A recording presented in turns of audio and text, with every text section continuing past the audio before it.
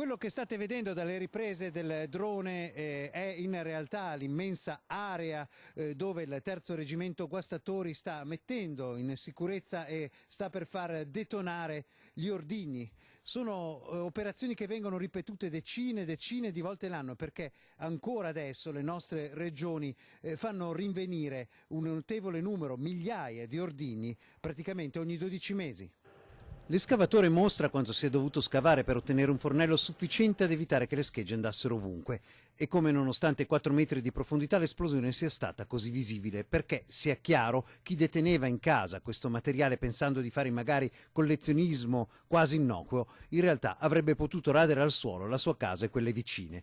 E solo l'attenzione professionale di operatori come quelli del terzo reggimento Guastatori può mettere in sicurezza una tale quantità di ordigni. Innanzitutto, perché si usa questo? L'esplosivo è una sostanza chimica che da solo non riesce a fare boom, ha bisogno di un qualcosa che gli arriva dall'esterno.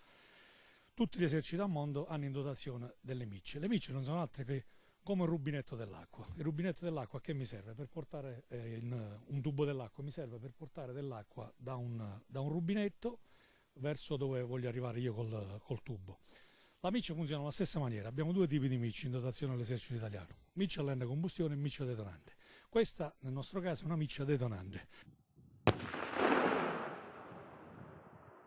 Per intenderci, le decine di proiettili italiani e austriaci che un avventato signore teneva in casa a Crespano erano del tipo sparato da cannoni come questi, 75 similari, quelli che trovate di fronte a decine di monumenti ai caduti della Grande Guerra, come questo sull'Isola dei Morti, sul Piave. E a proposito dell'Isola dei Morti, non più tardi di una dozzina di giorni prima gli stessi operatori avevano fatto brillare un'enorme granata da 380, quei giganti da 750 kg con cui gli austriaci tentavano di bloccare il passaggio sui ponti di barche nell'offensiva di Vittorio Veneto.